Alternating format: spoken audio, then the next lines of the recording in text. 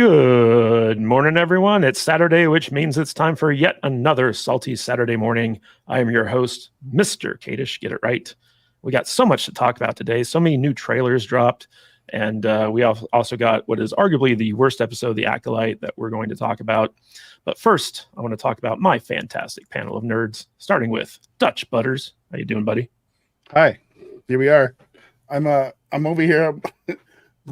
When I turned on the stream, I started getting chastised by YouTube because I have an ad blocker on, and it won't let me play the video. It's like you've watched too many videos with ad blocker on, and I'm like, okay, I don't know what to do. Like I can't see the stream, so I guess I'm gonna turn your ad blocker off. I guess I'm gonna have to do that, and I don't want to do that. That's the problem.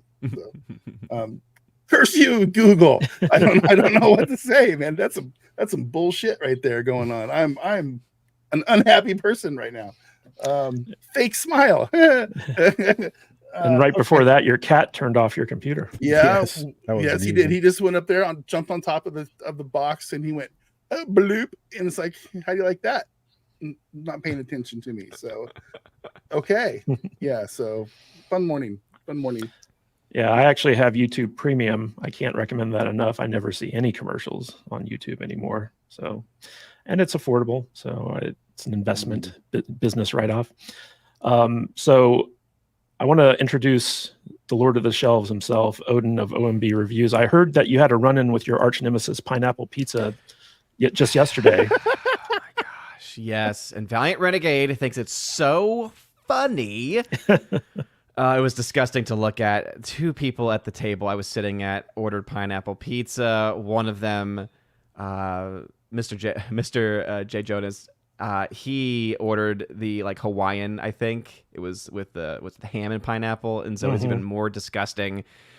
And yeah, I'm just sad. But I'm so happy, guys, because we get to talk about The Acolyte again, and I'm so excited. I'm so happy. I know you are. Guys, if you're wondering where Brian from the Popcast and Tom Connors Jr. are, they're pulling this I overslept gambit where they're going to try to show up about an hour into the podcast, hoping that we've already talked about The Acolyte, so they don't have to talk about it. But we're gonna backload that discussion just to spite them, so that when they show up, they have to talk about it. Just means our pain is that much more stretched. Thanks, Matt. You're welcome. Speaking of stretching pain, we have our good friend Culture Casino here. How you doing, Culture? Thank you for joining us today. That's an incredible segue. This will be a painful experience, apparently. Pain stretcher. Thanks for that, Matt. Pain stretcher Casino, yes. Or should I say Mr. Kadish? I forgot. I have to use the proper get my pronoun right. Yeah, speaking of pronoun, I want to say thanks for the people who followed me over here to watch this wonderful podcast. So, yeah, we always appreciate your raids. Those are always nice. Yeah, it's I send as much bug repellent this way as I can. So well done. Right on. You know who doesn't? I was going to say I was still trying to figure out why you were on at 3:00 in the morning the other morning when I was cruising through the internets after. I noticed the same thing. I wasn't sleeping. That happens sometimes, Get was over it labeled I can fix it or something? Yeah, like that? I can fix it. Yeah, which I'm like, that's one of my ask me a question. I can help. It's like I can help. Maybe I can help. I don't know. I'm having fun though. You're like one of those guys they put on late night on the radio and they didn't care what he talked about. Yeah, he was willing to work that late hour. Yeah, I'm Art Bell. I'm Art Bell. Yeah, that's right. I remember going to see midnight movies back in the day when it was actually at midnight, driving home from the theater, and the only thing on was Coast to Coast. That's right. Coast to Coast. I love Coast to Coast. So good. All right, guys. Want to give a big shout out to our supporters, and especially Scotty Dubb, who is still undefeated as our top donator and our top contributor. Thank you so much, Scotty. Also, William Forbes, you've been MIA for a while, but you're still in second place. Miss you, buddy. Hope you show up again sometime soon. And Mexican Iron Man, who is our most consistent donator. He usually shows up at some point in the stream and drops a super chat, which we appreciate. And we also have all of our wonderful gifters, our most regular gifters, the queen of gifted subs, Jillian N., WG, Sam Schwager, Major Chai Chai, and Eric Winberg. And guys, speaking of gifted subs, we have a couple that we need to give a big shout out to. We have Ruby Hoovy gifted 1 Salty Nerd Podcast membership. Thank you so much. We also have Eric Winberg again, gifted 1 Salty Nerd Podcast membership. Thank you, Eric. We got GJJ, gifted 1 Salty Nerd Podcast membership. Good. And we also have Kalichi Oki, who gifted 1 Salty Nerd Podcast membership. And finally, not to be outdone, we have Jillian N for 5 Salty Nerd Podcast gifted memberships. Yeah. Guys, we are 1 away from our goal of 10 already. Guys, thank you so much. And Jillian, always appreciate you. Thank you so much. And Jeremy Turner, a member for 13 months, says, Happy Salty Saturday, everyone. Good to have Culture Casino here. Yes. Indeed. Good to see you, Jeremy Turner. Yeah. It's been far too long since we had Culture on. And in fact, it was so long he mistakenly believed I had some kind of grudge against him. Well, you do. You do. I Do was I? here. Yes, I was here to stretch out the pain, apparently. Pain stretcher. So many implications to that name, too. I know. Just be Pain, honest. pain stretcher. Yes. I'm also otherwise known as the Marquis de Sade. I'm not. I didn't know you were a character from The Boys, Pain Stretcher. Oh, pain Pain stretcher. stretcher. Ooh, that's good. Yeah. Well, last time Culture was here, he gifted me a fold-out table, so I can't be cross with him at all. Well, that was more like I don't want to take this home. Take my furniture. Yes, take my furniture. Please.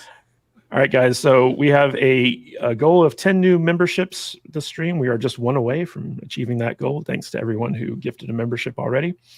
And also want to give a big shout out to Mephisto's Movie Reviews. After the stream is over, we're going to be redirecting everyone to the Real McCoy podcast, which is what Mephisto hosts. So be sure to stick around and check that out. It's usually a good time. And if you haven't already, go and join saltynerdclub.com, which is our Patreon. Get access to movie commentaries and all types of original content over there.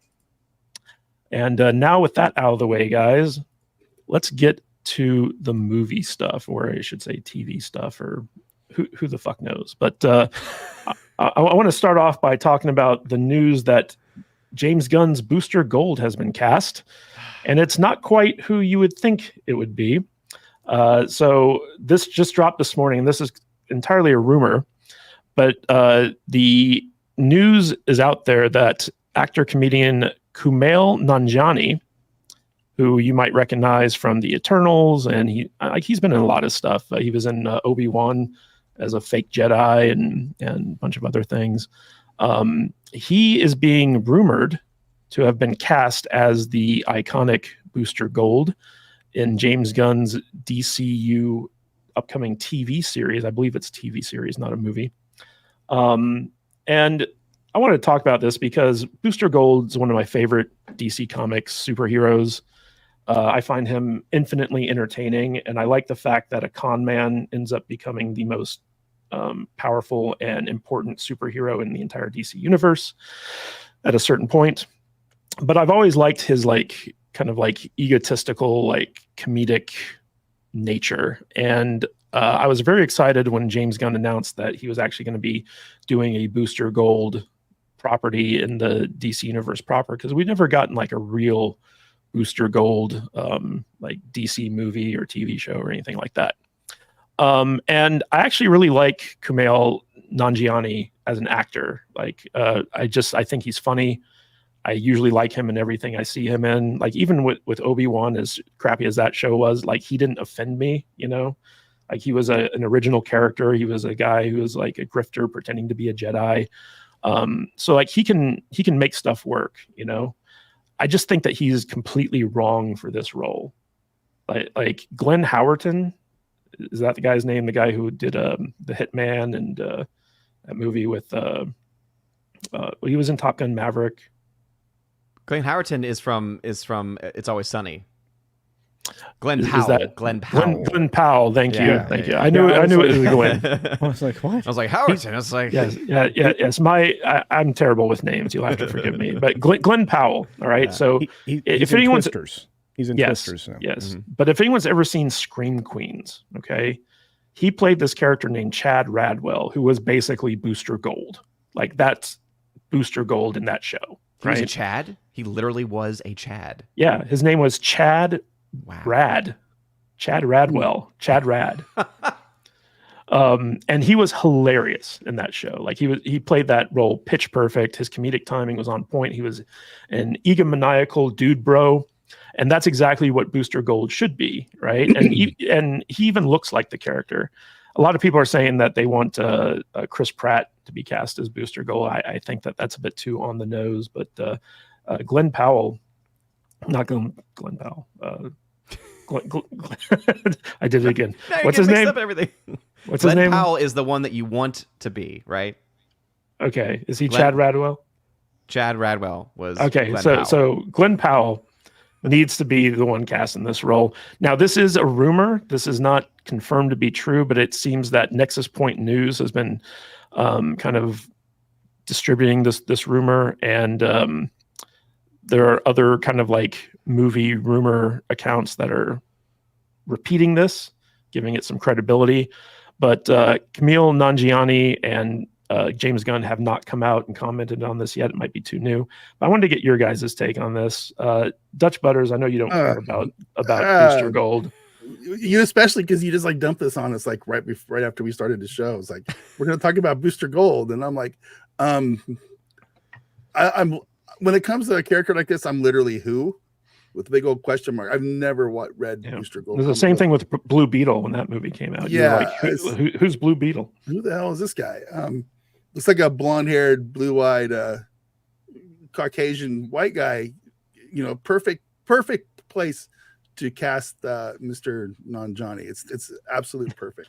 It makes complete and total sense, and I'm all about it. I hope it makes $1 billion. So, let's go. No problem. That's uncharacteristically positive of you. I'm turning over a new leaf. I'm going to be more positive from now on. I'm going to be all about the diversity, equity, and inclusion. I think these people need to have their chances to shine and to take roles away from the hardworking Caucasians out there in Hollywood. Butters, speaking of diversity, equity, inclusion, Brian from the Popcast has arrived. Hey there. Oh, he must have got my text that said, "Wake up." Yeah, sorry I'm late, guys. I apologize. I was burning the midnight oil a little hard, and my alarm did not wake me up. You still have to talk about Star Wars. We're not done. Oh, dude, I thought we were done. I thought I had an excuse. One more week. One more week. All right, we're almost done. Yes, but instead, Brian, we're talking about the Booster Gold casting rumor this morning. But I want to throw this to Odin real quick. Odin, do you think there's any truth to this rumor? I have no idea. Because I, for one, as you all know, I'm a big critic of the DCU. I don't even care what it's called now, because from the beginning, it just has never come together, whether it was the very flawed, dark, awful vision of Zack Snyder or whatever the hell James Gunn's going to be doing with this universe, which just sounds like it's going to be even more convoluted than it already was. And also, as you all know, I'm not a comics person, and so I don't really know who Booster Gold is either. Right. As far as who's reporting it, though, I know that there was an article from Bounding that was reporting on the Nexus reporting of it, and so they I think actually gave a pretty fair assessment. I think it was a Spencer over there gave it a pretty fair assessment by saying that the site itself has really yet to prove itself on rumor speculation and getting things right. However, one of the co-editors of the site apparently has been pretty good individually on doing certain things with Marvel. So basically it's like, who knows if it's true or not? It would make sense. Like, this is just the kind of casting that is made in modern day Hollywood, because even though he doesn't really look like the character or really suit the character in the way that we would think, he is still a comedian. And so my guess is that James Gunn's going to look at this role and say, this is going to be our comic relief character. And so the justification is going to be, it's comic relief. Having a comic in there is therefore appropriate. And I actually agree. I think that he is actually pretty funny too.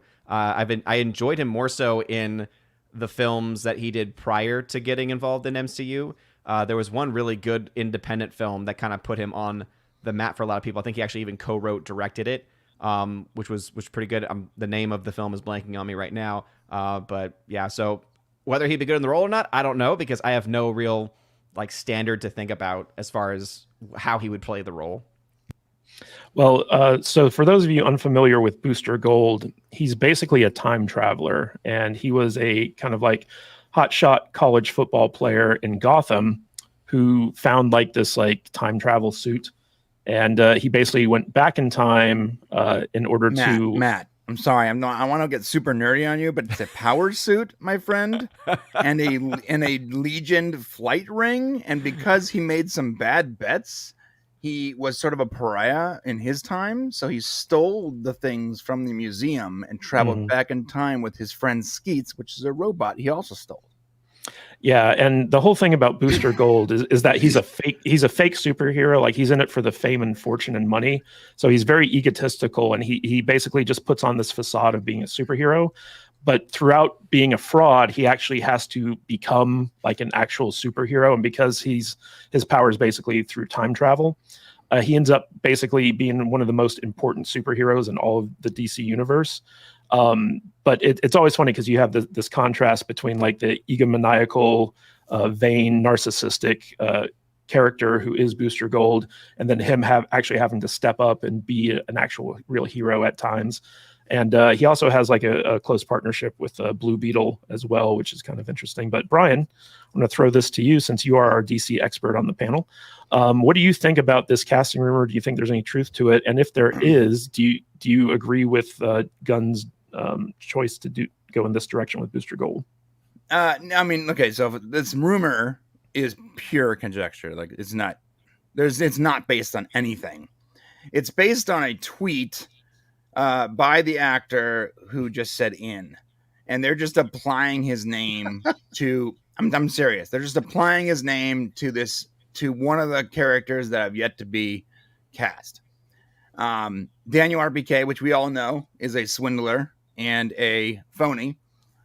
He reported like a couple months ago that they had already cast the role, which is obviously they've already cast the role if they start filming in 2 months. So that's not really a scoop. That's just logic. As far as who is in the role, we don't know yet. And this rumor is based solely on him just retweeting James Gunn. That's it. And it wasn't even about Booster Gold. It was about Superman. So like, it's been based on nothing. If he ends up being by some wild shot Booster Gold, I'm sure it'll work. He's funny. James Gunn, his casting has been pretty much on point, so far when it comes to all characters.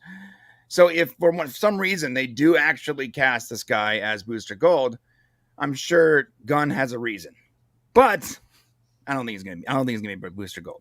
In fact, I like your casting. What was his name? Glenn Powell? No. Glenn Powell, yeah. Yeah, he'd be a perfect Booster Gold. He's proven he's a good actor. He's proven himself. He's got comedy chops. He's got the look. He looks like the character.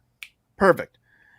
I wouldn't put it surprised if we get someone like that, Well, I just want to call out Mexican Iron Man for a second. He says, no one cares about Booster Gold character.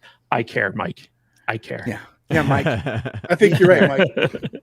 Also, Nobody else cares. I'm sharing something right now because I didn't know this part of the story because I was like, oh, what did he actually say? Turns out he says, to be clear, I meant in as in I'm in to watch this movie, not I am in this movie. I am not in Superman, but I am very excited to watch it. Oh. Yeah. So thank you. Yeah, they literally reported that he is Booster Gold based on a repost. That's it. Nice. About a different movie.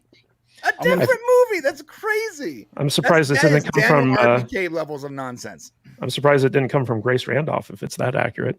Culture Casino, you linked to me this tweet from everyone's favorite feminist comic book writer, Gail Simone. She says, I adore Kumail Nanjiani, and he would be a riot as Booster Gold. He probably would be. So, I mean, he probably would be really funny, but it wouldn't fit the character. And James Gunn, so far, has a pretty good track record of casting characters that look like the characters in the comic books. well, I want to hear Culture's take on this. Culture, do you think that there's any truth to this rumor? And if there is, what do you think is the decision-making process behind it? Oh, I strongly suspect that, as Brian pointed out, this is garbage. I mean, this is one of those times when you can source the garbage pretty quickly, because as Brian pointed out, there have been such good casting choices in this. I mean, who would have picked Brosnahan? That was perfect. She's gonna be great.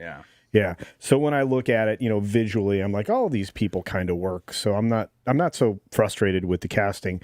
This would be a pure virtue signal, thing that would go counter to what he's already doing. There's going to be plenty of diversity in this film as it is, since there's going to be 1,000 characters in it. So There's it's a lot no of longer, characters, yeah. it's no longer a Superman movie. This is, hey, Justice League, how are we doing? But It's like the setup to a Justice League film. For it sure. is, it is, yeah. So looking at it, I think it's garbage. I also think as a casting though, to support Dutch Butter's position, and I don't know how I got that right this time. Because that's not your name. But anyway, in supporting Dutch Butter's position, I would say it'd be a brilliant casting. I mean, we need we need a caramel coated, Booster Gold here, and it's odd that that's your favorite character, Mr. Kadish, because I mean, what a faker. Well, my favorite character is Batman, just to be clear. But Booster Gold is one of my favorite characters. Oh, okay, yeah, he's a big faker. I mean, he's a cool character, though. Matt has a good point. Like, he has a cool character, and he does end up being very, very important. Oh no, we lost Odin. He ends up being pretty important to the DC, to the universe. And it's a cool character because, he comes from a time where he is just basically a dirtbag, and he ends up having to be a good guy. It's a very realistic take on people, and the way some people have that redemption. He's like the ultimate redemption story. So. It's not a bad character at all. I think it's so he's all about the hero journey and stuff. Is that what his thing is? Yeah, but his motivations initially are well, I'm shitting my time. I'm literally the janitor at a museum, so I'm gonna go back in time with all this tech and just be I'm gonna be Superman and get all the chicks and all the glory. Yeah, okay.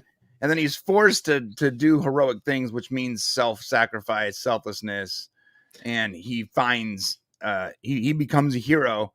Out of necessity, and it's a cool story because it's the human condition. That's how no humans are perfectly good or bad or heroic or villainous. We all have layers, and a lot of DC characters are that's a good guy, that's a bad guy, and there's not a whole lot in between. Booster Gold is the in between character. Yeah, Booster Gold starts off as a grifter, essentially. He's like a fake influencer. He's all about the image of being a superhero as opposed to the substance of it. And he doesn't want to sacrifice. He wants fortune, fame, and money and girls and all this other stuff. He literally has a ring light. He has a ring light. Yeah, and like his robot basically is a built-in camera that just follows him around. He live streams his adventures and stuff. And he also stole the robot too, which is funny. Yeah. And then throughout the course of his career, he actually has to step up and actually be a hero. Kind of reluctantly, which just gives him a very interesting arc. So he's a little OP because of the technology that he swiped. So he's essentially invulnerable. Yeah, but no, and I wasn't saying his story was bad. I was trying to go for the joke of a caramel Booster Gold, but it didn't work out. Yeah, Booster Bronze. Yeah. Well, that was actually a brilliant thing on your part. Yeah, indeed. Thank you. That's why I get paid the big bucks. Yeah. All right. Speaking of big bucks, we got Mexican Iron Man for $5. What's up, some of my raw wrist nerds? I just want you to know. I just want to know you guys got exposed by Amandla on The View for being evil meanie face heads. #busted. Yes, and she also proudly talked about how she deals with such things by dropping diss tracks. Really poorly made diss tracks. Isn't that where Poopy Whoopie is? Did you guys hear that Whoopi Goldberg got COVID for the 6th time? Yes. Yes. Even though she's had 13 booster shots and 3 vaccinations? Oh. Yeah. It's you have to work hard to get COVID that many times. Right. I swear. And then we got Fluffy Panda for $5. Acolyte is the best comedy show, but I'd rather give up pineapple pizza and say nice things about Brian than watch any more of The Boys or Rings of Power. There you go.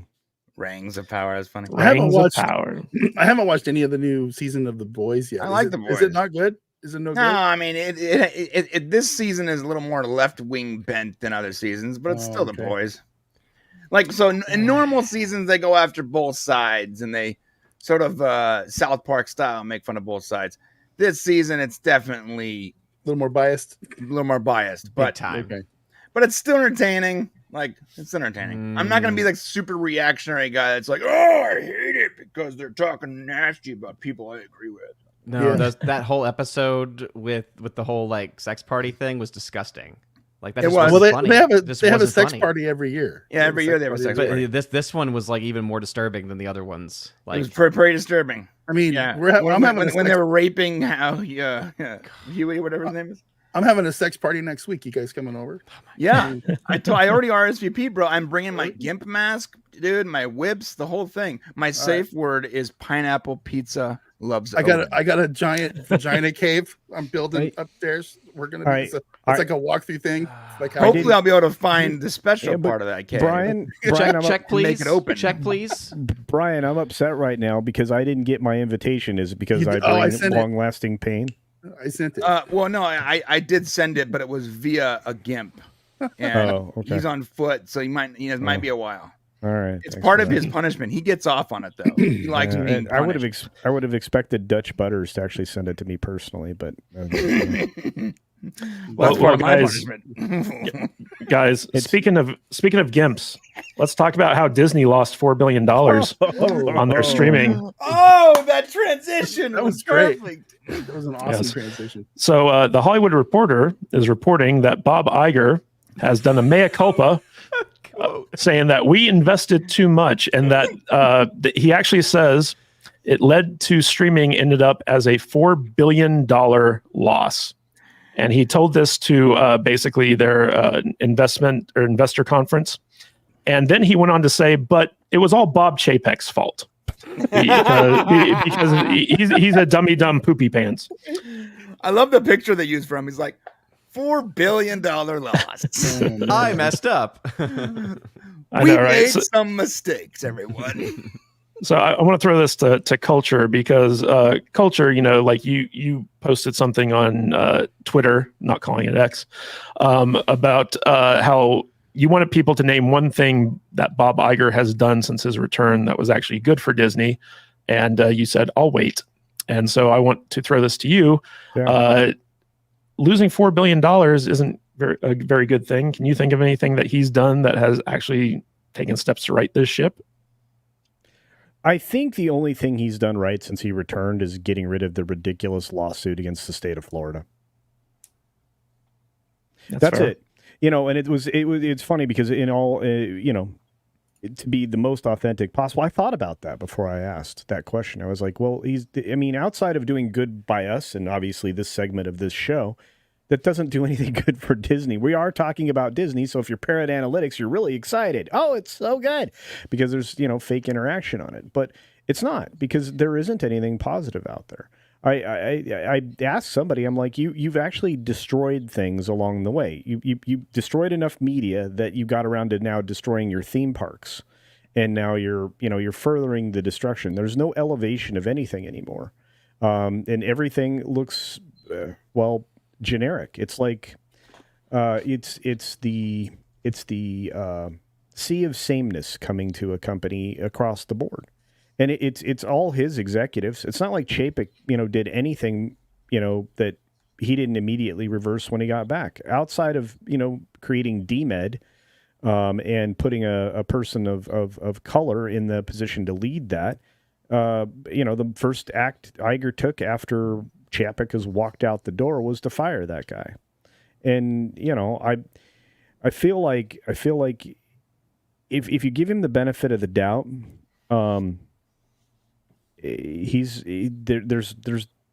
there's really little to say other than he stopped the lawsuit against the state of Florida because it was a waste of time, money, effort.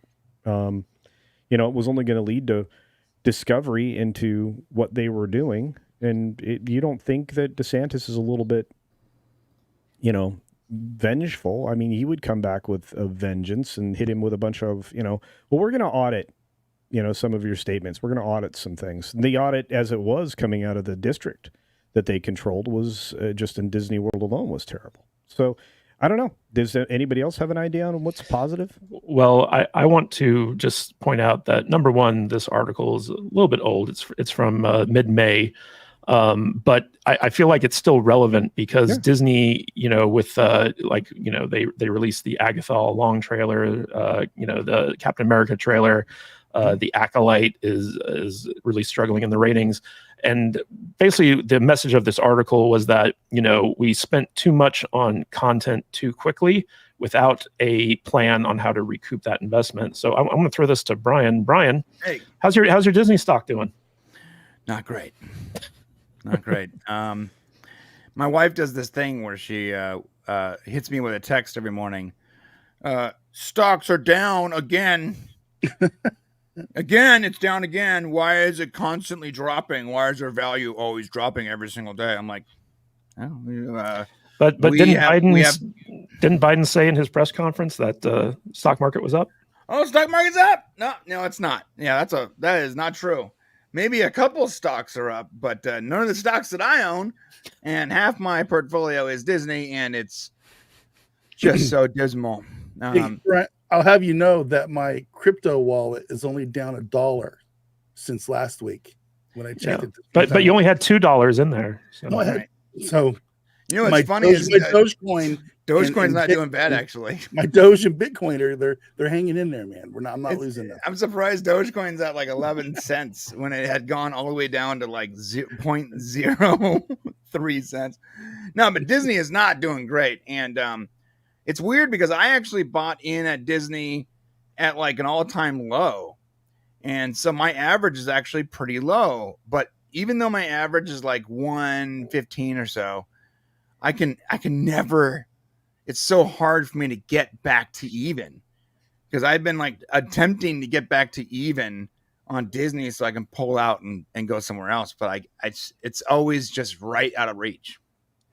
What's funny, Odin, is I can remember back before Disney Plus launched, like all the major studios were kind of planning to roll out a streaming service to compete with Netflix because they saw it as like, it's basically free money, right? Like you just have a service that delivers, your library of content. But then when COVID hit, there was like this rush to not only get their streamers out there, but also try to get enough content to make it worthwhile for people to stay on. However, Disney, like they have like so much content in their back library that they literally didn't need to do anything. Like they could have just like rolled out like, oh, here's stuff from the vault that hasn't been available for like a decade or like whatever the case may be. So the real question becomes, how are they going to handle the streaming service going forward? Because common sense would tell you just do what Paramount's doing and kind of sunsetting the streaming, license stuff to Netflix, and go back to the old model. What do you think?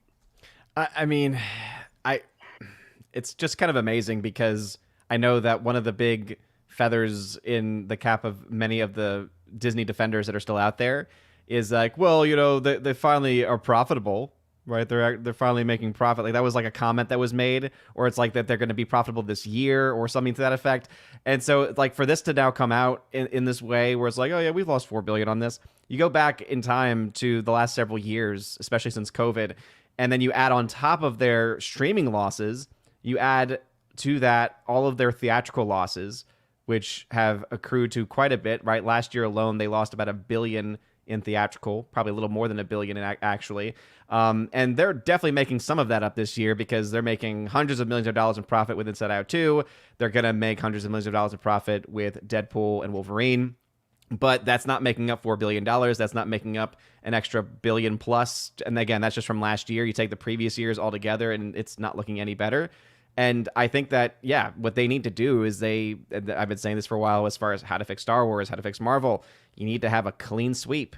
You need to say, get these people out, start over, get some new ideas in there, because unless you do, nothing's going to change, because there needs to be a culture change. And right now the culture at Disney is, hey, we're a giant corporation. We can lose money and we're going to be okay. And so let's just keep pumping out content. And even though Bob Iger said, oh, yeah, we put too much stuff out, it's like, yeah, but look at what you've been doing. You said, oh, we're going to streamline things. And it's like you're still putting out basically just as much content. And even if you have cut it, you're still putting out way more content than you actually can afford to sustain with the numbers that you're actually getting. So clearly there needs to be a change at the top in all matters, in all respects. And ultimately, I think it also goes back to Bob Iger himself. But that's not going to happen because that man is way too powerful. All right. Well, Dutch Butters, I don't know if you know this about me, but much like our president, I have a speech impediment. Yes. Yeah. And it is my inability to use the word like correctly. It is something I have struggled with my entire life. My parents have called me out on it multiple times. My friends have called me out on it. I've even called you out on it. Yes. But the biggest person to ever call me out on it is Brian G. You want to read that super chat for us? You want me to read it? I mean, I'm this is afraid all about you. I'll put more likes in there than are You necessary. might mess it up. Is that what you're talking Like, about? I don't know, man. Okay. But like, let's read it like right now. Brian G for $100. Thank you so much. That is amazing. I've been watching you guys since like the beginning, but never became a member, like because of how frequently like Matt uses the word like incorrectly. This donation covers every like uttered so far in this podcast alone. Always enjoy like your discussions despite Matt's like childish vernacular. So thank you, Brian. That's amazing. Well, the joke's on you, Brian G, because I did that purposely to get you to donate $100. So I win. There you go. No, that's awesome. Thank you. Thank you so much, Brian. That's very generous, and you will have a place on the screen next Salty Saturday for being in the $100 club. So thank you so much for that generous donation. But Vader, what's your take on Disney losing $4 billion in streaming? I don't know.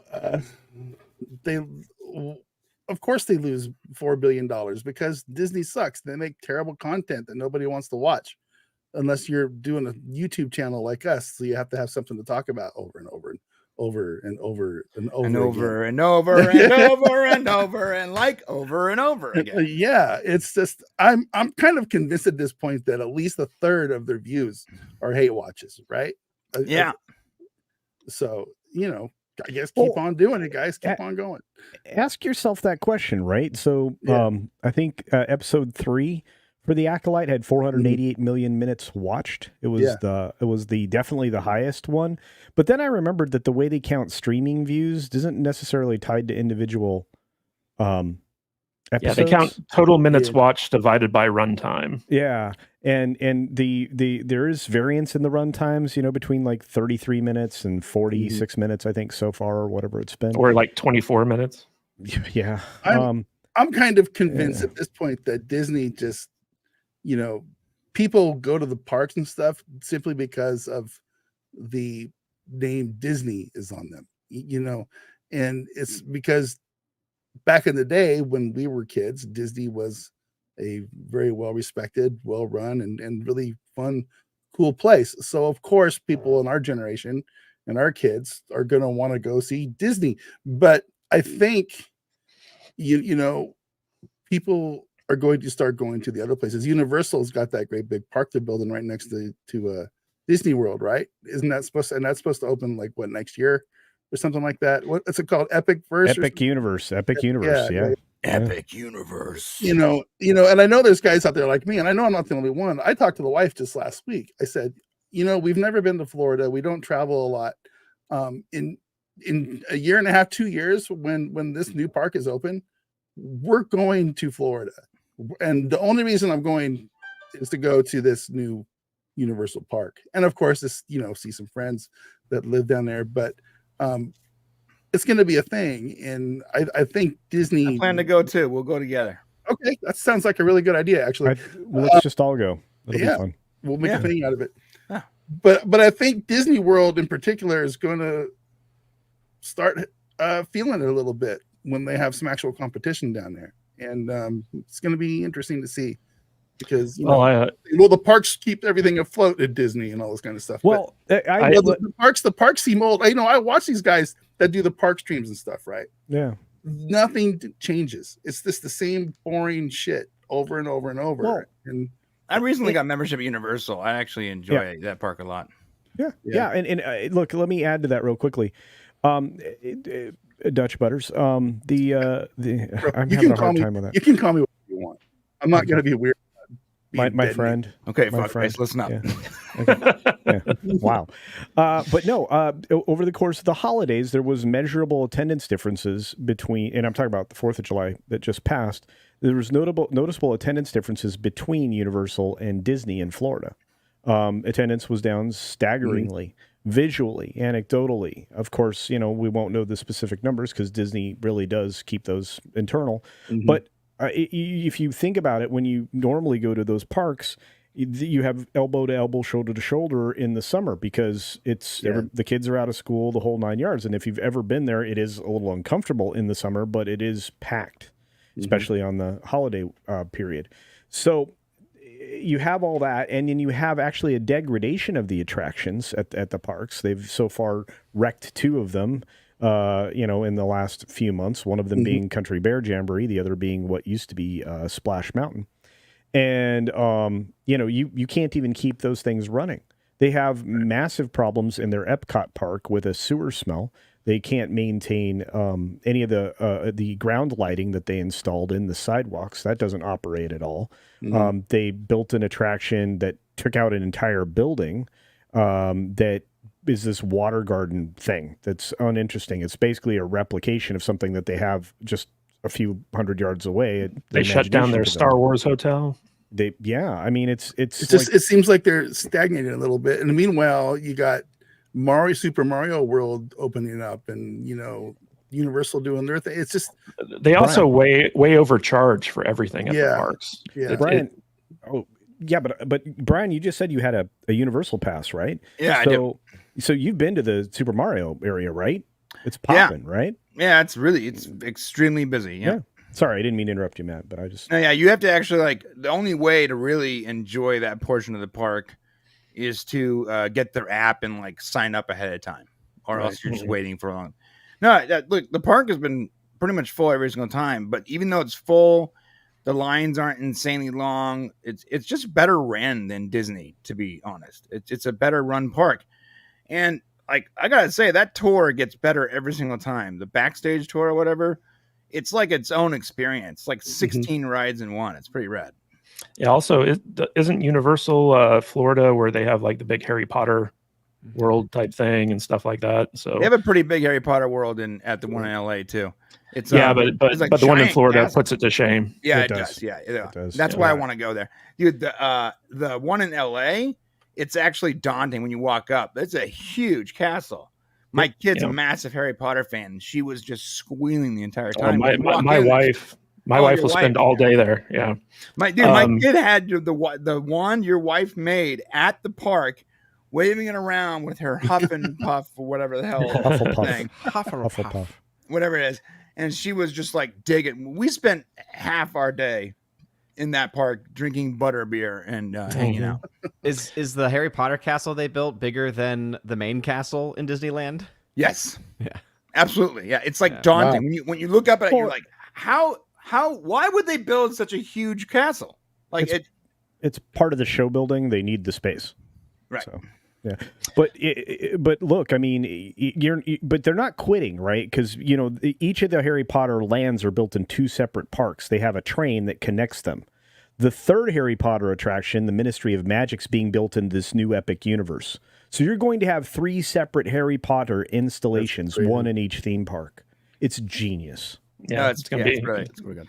They're also adding the Fast and Furious section of the park, which is going to have 2 rides and a bunch of cars and shit. I can't wait. Are you kidding me? It's going to be great. And it's going to be about family. Brian, speaking of Fast and Furious, we're getting a lot of Fast and Furious donations from Brian G for another $100. Wow. My light gambit is working.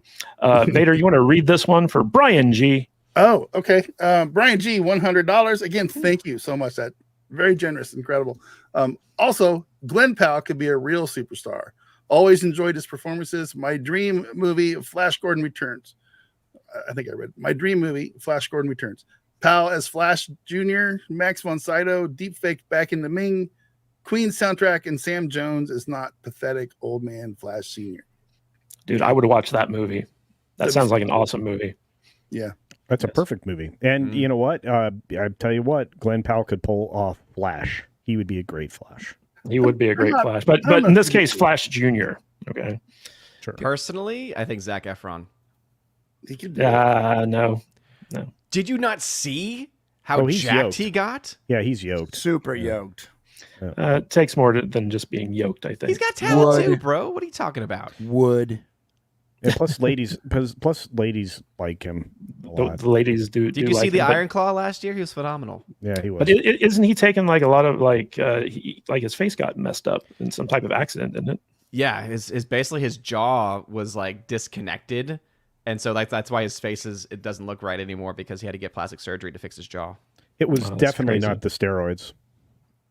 Or the HGH, I'm sure. Or the HGH, yeah. Yeah. But Brian, thank you so much for your generosity. You will definitely have your place at the Hall of Fame here on the Salty Saturday. Our Salty Superstars are very prominently listed, and thank you so much for that. All right, guys. So we've held this off as long as possible, but I think it's time to just rip the Band-Aid off and let's talk about The Acolyte, Episode 7. Brian's favorite topic.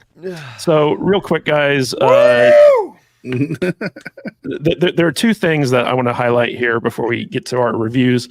First of all, episode 7 of The Acolyte was not well received across the board. Apparently, the critics on Rotten Tomatoes, who normally give it 90 and 80%, have come in at 50% for this particular episode. And it just came out from Nielsen that Disney Star Wars fan base for The Acolyte plummeted by 75%, which means that you have like the premiere numbers, which was episodes 1 and 2, but the actual legitimate rating system that is not from what we covered last week, which counts all the engagements, quote unquote engagements. This is straight up just viewership, like viewer numbers. Nielsen basically said that it's down 75% from like the height of Disney Star Wars viewership. And it's very interesting because basically like we actually have like hard numbers about like how many minutes of The Acolyte have been watched. And it's only beating out Andor in terms of like how many total millions of minutes people have watched. And again, they do that thing where they kind of like divide it by the runtime. And then you get like kind of like a number of like how many people are actually like watching this thing. And Odin, like we've spoken many times about how streamers kind of gauge how good their products are doing, right? And that's basically based off of watch time. And according to this, it's only 244 million minutes of watch time for the first 2 episodes. And that's down 75% from like the height of The Mandalorian season 2. And I'm guessing that with each successive episode in The Acolyte, that audience continues to check out because after episode 3, people realized how garbage the show was, and now that we've got episode 7, it was like garbage times 2. So I want to throw this to you, Odin. First of all, what do you make of the drop in actual Nielsen ratings for Star Wars, and what did you think of episode 7?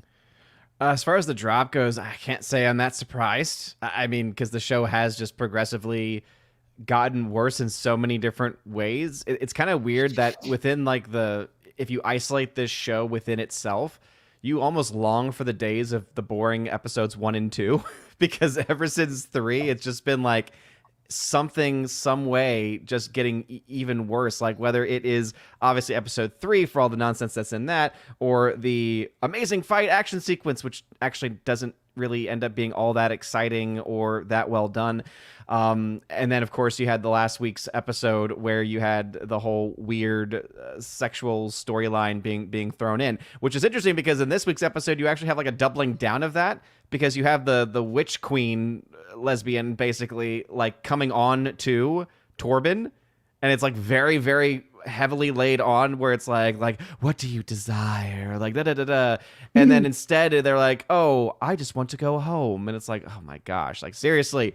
So the drop doesn't really surprise me all that much, especially when this episode, and I was trying to look at when you mentioned the Rotten Tomatoes, I was like, oh, I can't believe it. Like, it's actually down to 47% on Rotten Tomatoes, which, remember everybody, because people don't oftentimes, point this out. That just means that of the critics that 15 critics have actually reviewed the show. That means 47% of them have said that it is a fresh movie, only 47% of them has said it's a fresh movie. That does not mean that that's their score, right? If you look at the individual scores, you see a lot of 3 out of 10, 7 out of 10s, things like that.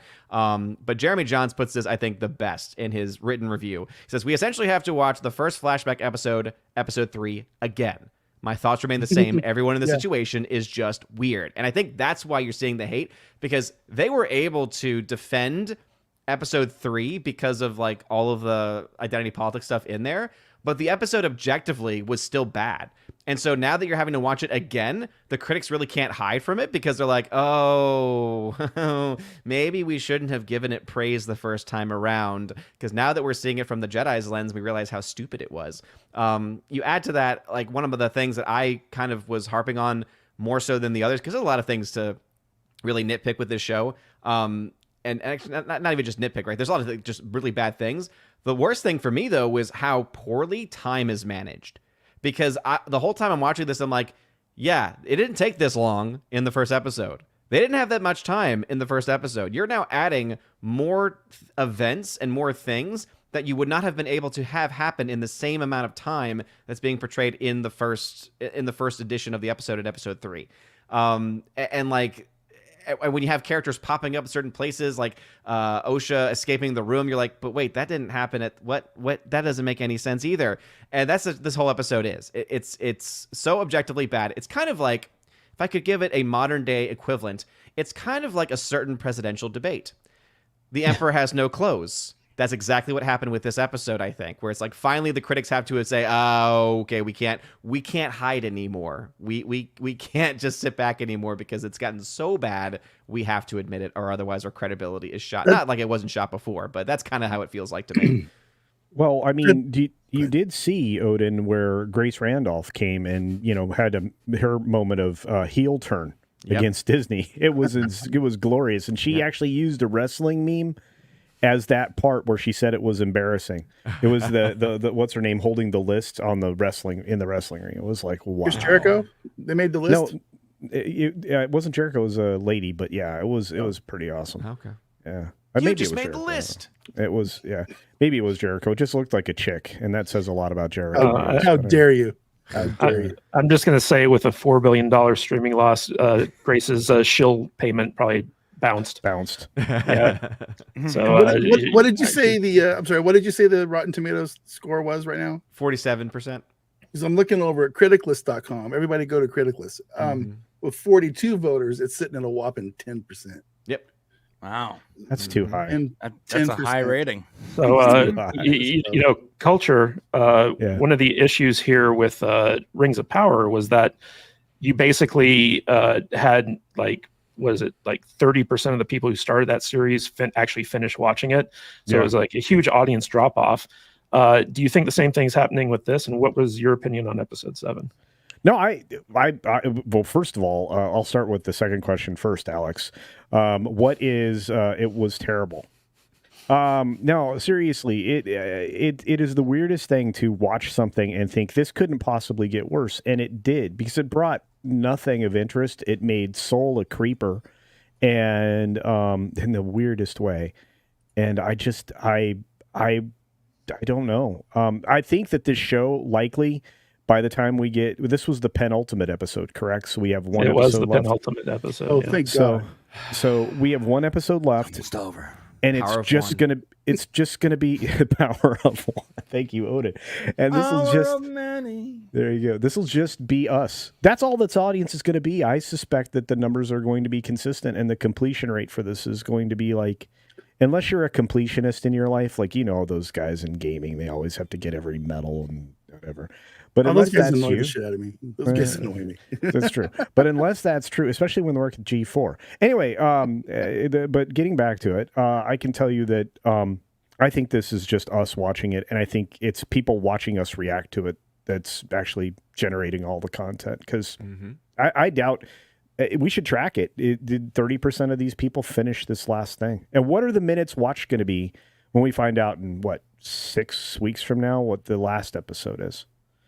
Well, you know what's funny about penultimate episodes is usually like they're either a build up to a big season finale or the major event happens in the penultimate, and then the season finale kind of deals with that and sets up the next season. With this, it was such an odd choice to have like this flashback episode be like the penultimate, because it was supposed to reveal a bunch of stuff, Brian, but essentially what they did was they just showed that the Jedi are still like the good guys and the writers are complete idiots on how they're dealing with this stuff. So I wanted to get your take on episode 7, which showed us episode 3 from the Jedi's perspective. I'm going to be honest with you, Matt. Yeah. I'm always honest, but I'm going to be really honest with you. I got home from work at like 2 a.m. and I started watching this and I didn't finish it. I'm sorry. I'm so sorry. I normally do. Is it because Saul was searching for virgins? And then I woke up at like 10:15 with text from Dutch Butters, and I jumped online, and I haven't had a chance to really brush up on it. I apologize. Brian, you know this aired on Tuesday, right? I think. Is that right? Am I right? It was Tuesday? Yeah, I should have watched it earlier. I figured I would just watch it Friday night. Okay. You know, I do have fun with watching this because I'll go to saltinerdiscord.com, right? And I will put a post in and I'll tag everyone. It's like, hey, you want to come suffer with me in the watch party channel? And I'll show it to everybody for free in our Discord. And I'll get about 10, 11 people in there. And we all just sit there and they all go, why are you making me watch this? You know, oh my God, I gotta do that for the finale. Yeah. And so I show it on our Discord. I probably shouldn't really do that because probably shouldn't admit it. That's for sure. But you know, I don't whatever. They can come after me, whatever. Watching it with people, if you're like mindset, it makes it way more entertaining than sitting there in your room at 3 o'clock in the morning watching a terrible show. You know, Next week, that's what I'll do. I will spend my time with you in Discord. Okay, that sounds like a really good time. Well, Dutch, what did you think of episode 7? Like every episode of this show, I think it's just been terrible. I don't like these characters. I don't like what they've done with these Jedi. I keep waiting for a rock to show up with a Jedi robe on. I keep getting disappointed because there's never a rock in the show. Like Geode? Yeah. He wants Geode. I want a rock Jedi. So they can just sit in there and use them like a coat rack, right? I think there's actually a rock Jedi in the books, right? You know, no, there's a rock navigator. We need a Gungan. We need a Gungan Jedi. That's what we need. I keep on waiting to see a young hip Yoda. You know, He's trying to find the virgins. I want a Yoda with. He's speaking in Zoomer time. He's like, "What's up, my Riz?" I want Yoda to Riz come me up, yo. I want Yoda to come on the show. I want him to have like a cool soul patch or a goatee or something. Cap, no. They already have a soul patch. Yeah. Soul patch I have, yes. You like? Patch. You must find the virgins. You know, virgins. I keep on waiting. I keep on waiting for the obligatory R2D2 cameo, even though he's not even alive 200 years prior to this. I thought they were saying virgins. They were saying something different than that. They were saying virgins, like convergence, but just virgins. Not the whole just time virgins. It was Soul saying it mostly, and I was like, virgins? What? Why is he looking for virgins? What's because going on? He's pronouncing it phonetically. English is not his first language. No, it's not his language at all. He doesn't know it at all. He's learning the English, literally just learning it, as you said, just phonetically. That's all he's got. I am looking forward to, at some point in the next 6 months, going to Amazon.com and being able to buy OSHA or May action figure for $1.49 counter. What do they call it? Impulse buy at the end, where they just say, hey, you want to buy this? It'll be like $1.50. Like I got my Rose Tico figure. So I can put OSHA and May up with my Rose Tico figure. It'll be like take it and we'll give you $1. Pretty much. You can put towards digital goods. Right. That's exactly what happened with my Rose Tico action figure. Buy the 4K Steelbook and you get all of the merchandise. What's great here, this is a fun comparison. I dare you to do this because you're in a place you could get away with this, Dutch Butters. You buy a bunch of the figurines when they are $1.50, and buy like a WNBA ticket and stand out in front of the arena and find out if they take the ticket or the action figure. Yeah. Find out what's more valuable. Hey man, the WNBA is hot right now. It's hot. No. Yeah, Well, man, guys, it's selling out. Compared Yeah, to previous years, it's hopping compared to previous years. Caitlin Carter. Caitlin Guys, Carter. for those of you who did bother to watch the episode, I want to throw out some things to get your opinions on them. What did you think of the easy listening pop R&B song during the end credits? Fun fact. So I actually was judging every person who was criticizing that song because immediately I was like, how are you watching this thing through the credits? How are you not immediately turning it off as soon as it is over? Because like literally I was like, wait, there was a song at the end? I had no idea because as soon as it ends, I'm like, oh, I'm done. Get me out of here. The song was called "The Power of Two," and it's the first time they've used a contemporary pop song in replacement for orchestral score for a Star Wars. God. You know what's funny? You know these people are so proud of themselves for the Acolyte. They're like, we made something so special. They believe that they made like this awesome thing that we all despise with every fiber of our soul. Did you see the video of all the girls in the writer room doing this dance thing that they do at the end of the workday? No. Oh, bro. I don't think that was the actual writer room. I think that was just a joke saying that was the writer's room. It's ridiculous enough for me to actually believe it. I can totally see it being real. All right, let me ask you guys about Queen Anasela, or whatever her name was, the head witch. Mother Anasea? Mother Anasea turning into a force demon, a dark force demon, and getting run through by Saul with his lightsaber. What did you think of that? Because there was no setup for that at all. How do you stab air?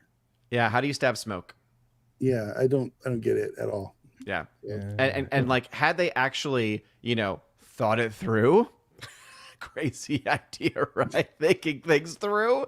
Maybe they could have had it be where he actually clearly catches her before she's fully smoke. But no, she's literally fully smoke and then is turning the other girl. And that's the other thing too, is like apparently Leslie Headland, who has just, I think, made things even worse by her explanations after each episode, right?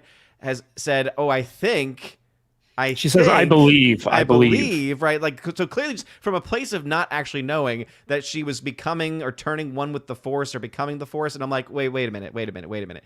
You're trying to say that when you've already shown that they can fly around and transport, kind of like Harry Potter, like with like at least Harry Potter movies, right? With the black Death smoke. Eaters, yeah. Exactly. Apparate. So it's like, you've already done that, right? Yeah. Actually, it's actually different than apparating, because apparating is like a kind of like instant transmission type thing. The movies, I only know this from my wife. So she actually hates when they fly because that's not how it happens. Like they don't really fly like that, because it's like that's why you have brooms and stuff. You can apparate because you can do instant transmission. Anyway, but like you have that already established that they can fly around, and so it's like, wait, she's coming one with the Force. That makes no sense. And then also, if that's the case, then how do you have May, who is getting partially evaporated, all of a sudden come back into be a fully like physical being, and including also with the witch. Well, also with Saul, like he thought that May was Osha at first, and so when he saw that happening to her, he made the decision to protect the child. Yeah. And like, but this is supposed to be like a bad thing that he feels guilt over. I was like, dude, you did everything right. Like you had no idea, like you believe that these people were abusing these children and were going to sacrifice them. Mm-hmm. But I want to throw this out to the group as well. What do you think of Mighty Torben basically not having any reason to commit self-deletion in episode 2? Like he literally did nothing wrong. Well, I mean, it was the Wookiee.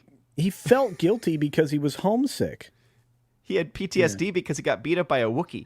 I think my favorite explanation was that he committed suicide because of white guilt. Yes, saw that one on Twitter. Yeah. I thought it was because he grew the world's worst facial hair. It was bad. It was terrible. Yeah, he's like, I want to die before I lose all my hair.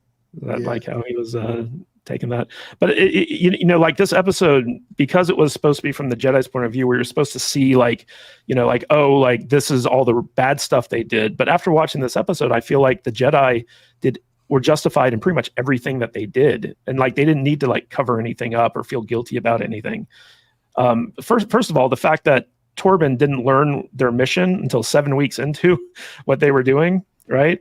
Like shouldn't he have known like since the minute that they landed on that planet? But second of all, from atmosphere, shouldn't they have been able to find that big freaking mining installation where all the witches are hiding out in? Well, you see, they were working with some pretty basic equipment. You know, your typical fare when you're trying to find virgins. I'm sorry, the virgins. You know, you have your virgins detector. It looks a lot like a metal detector. detector. Yeah. Yeah, it's like that's all they had to work with. You know, gosh. Okay, $180 million. Planet scanning is a thing, even back then. Yeah, so you're right, Matt. I mean, none of it makes sense. Well, I mean, also, Odin, I think they stole that from Spaceballs, where they used the metal detectors to find the what is it, the chastity belt that the princess would wear. did you? Are you talking about the beach combing scene? No. Oh, all right. No, So the sand, or maybe The thinking of Tuvok. Robin Hood Men in Tights. Something like that. No, maybe. But it was Spaceballs. They had the Virgin Alert and stuff like that. Oh yeah. But that wasn't like a metal detector type thing. I just want to push back a little bit. That was the moment that we confirmed that the Force was female, because she was becoming the Force. Well, speaking of the Force is female, so what do you guys think of Trinity basically killing all the witches by just like freeing the Wookiee Jedi from his mind control? Like how do all the witches die from that? So I'll defend it. I will bear this burden and defend it. So it's clear that they're controlling the Wookiee by all together being united. The power of many. One. Yeah, exactly. The power of one, power of two, power of many. Right. So they're all united as like the single entity essentially at that point. And so therefore, if you take one of them out, it's basically like if you're in the Matrix. Actually, they stole this from the Matrix, you could say, right? So it's like you pull the plug on, and all of a sudden, nope, they're all dead because they were all united in the same singular idea, singular thought. But the thing more so about it is, wait a minute, how did she even know how to do that? If this is something that she's probably never faced before, it's like she just knows, oh yeah, I'm just gonna do that. And also, I like how for Soul, his killing of the mother is pulled and is basically presented to be such a terrible bad thing. I was gonna let her go, and like, oh, so bad. And then she commits genocide basically against all the witches, and it's just like no big deal. Yeah, like they acted like it was a big cover up that they lied to the Jedi Council about what happened, but it's like they could have just told the truth, and the Jedi Council probably would have been like, "All right, Yeah, whatever. you're justified." They would have saved lives because Torben never would have become a master. However the hell that happens down the road, right? Well, also like Trinity's whole justification for it was like we have to lie because Osha just lost everyone. And in fact, their lie wasn't even like that big of a lie. They said May started a fire that killed everyone. And it was like, yeah, that's pretty much true. That's what happened. Mm-hmm. So it's like I don't know how they found the one mountain where they had flammable rocks, but like it happened. Yeah. Yeah, that fire spread really fast, didn't it? It could have been made out of coal. So you never know. It was flammable. made out of napalm. Okay, you would have had to have been incredibly careful with flame if the mine area was made of coal, and all they were using was flame. Somehow, did they have like steam fired like generators that operated their computers? I'm having so many questions here. And computers, bro, they were using Also- fire to see things. The whole ascension thing too now makes a little bit, because I don't know if y'all picked this up because it was so bad. It's like, why would you even want to think about it?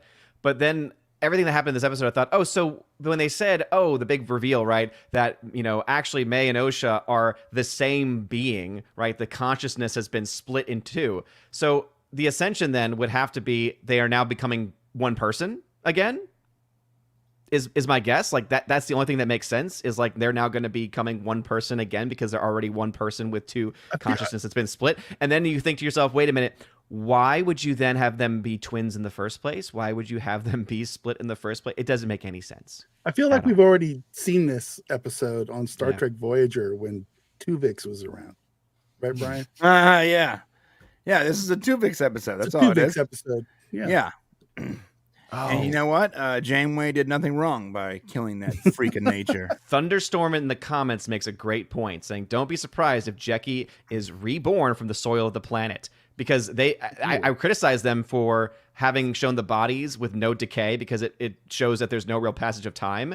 Yeah, you've literally now found the virgins. I keep making that mistake. I just don't know why.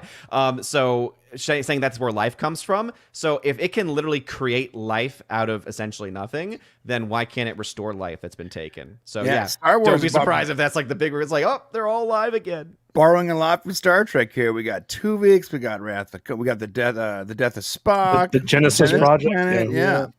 I mean, let's just keep borrowing, dude. We got Harry Potter, borrowing from Harry Potter. Like, hey, this is What do you guys think are the odds that the horny lesbian witch Zabrak is the evil teacher of Smilo Ren? Like she's the original Sith master. That everything you Smilo said Ren. sounds like my Pornhub search from last night.